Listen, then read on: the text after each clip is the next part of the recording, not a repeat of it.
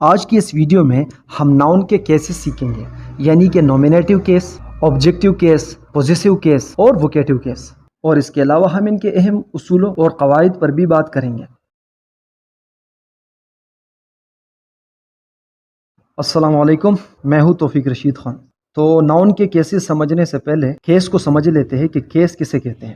ویسے تو کیس کے کئی معنی ہیں، مگر انگریزی گرامر میں ناؤن کے کیس سے مراد جملے میں ناؤن کا باقی الفاظ سے تعلق ہوتا ہے، یعنی کہ کیس سے ہمیں ناؤن کی پوزیشن کا پتہ چلتا ہے کہ ناؤن جملے میں کہاں استعمال ہوا ہے اور اس کا کس لفظ سے جملے میں کیا تعلق ہے۔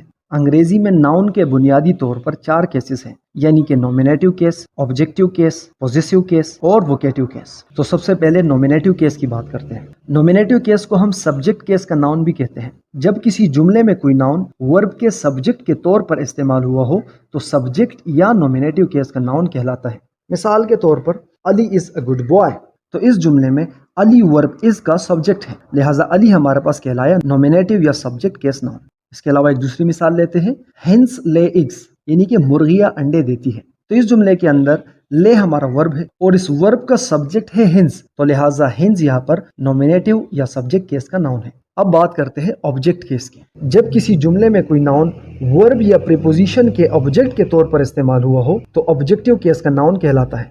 مثال کے طور پر علی پلیڈ کرکٹ، تو اس جملے کے اندر ورب ہے ہمارے پاس پلیڈ اور اس پلیڈ کا آبجیکٹ ہے کرکٹ۔ یہاں پر کرکٹ ایک ایسا ناؤن ہے جو کہ ورب کا آبجیکٹ بن کر آیا ہے، تو اس لحاظ سے کرکٹ یہاں پر آبجیکٹیو کیس کا ناؤن کہلائے گا۔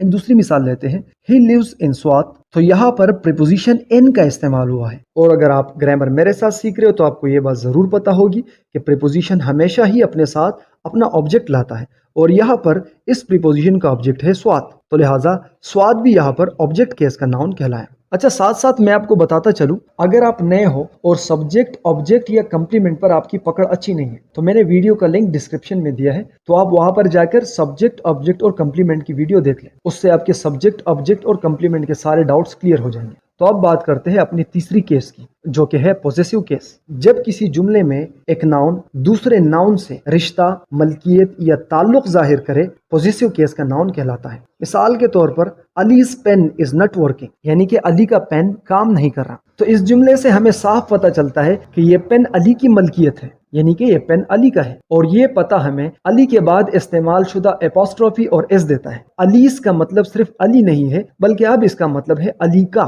تو لہٰذا یہاں پر علیز ملکیت دکھانے کے لیے استعمال ہوا ہے، بس علی ہمارے پاس پوزیسیو کیس کا ناؤن کہلایا۔ ایک دوسری مثال لیتے ہیں، اٹس اے گرلز ہاسٹل، یہ ایک لڑکیوں کا ہاسٹل ہے، تو یہاں پر گرلز کے بعد اپوسٹروفی سے ہمیں پتہ چلتا ہے کہ اب اس گرلز کا صرف مطلب لڑکیاں نہیں بلکہ لڑکیوں کا ہے، لہٰذا اس جملے میں ہاسٹل کا تعلق گرلز سے ہے، تو گرلز بھی ہمارے پاس پوزیسیو کیس کا ناؤن کہلایا۔ اچھا، ایک بات جو یاد رکھنے کی ہے وہ یہ ہے کہ سنگولر ناؤن کو پوزیسیو بنانے کے لیے اپوسٹروفی کا استعمال اس سے پہلے کیا جاتا ہے، جیسے کہ آپ پہلے اگزامپل میں دیکھ سکتے ہیں، یعنی کہ علی ایک سنگل ناؤن ہے، اس کو پوزیسیو بنانے کے لیے علی کے بعد اپوسٹروفی اور پھر اس کا استعمال ہوا ہے۔ اور جب ایک پلورل ناؤن کو پوزیسیو بنایا جاتا ہے تو چونکہ وہاں پر آلریڈی ایس موجود ہوتا ہے تو وہاں پر اس کے بعد اپوسٹروفی کا استعمال کیا جاتا ہے، اور اس کے بعد کسی دوسرے ایس لگانے کی ضرورت نہیں پڑتی۔ اس کو آپ دوسرے جملے میں گرلز کی مثال میں دیکھ سکتے ہیں، گرلز ایک پلورل ناؤن ہے، اس کو پوزیسیو بنانے کے لیے ہم نے اس کے بعد اپوسٹروفی کا استعمال کیا ہے۔ اب بات کرتے ہیں ناؤن کے کیسز کی چوتھے قسم کی، تو چوتھا قسم ہمارے پاس آتا ہے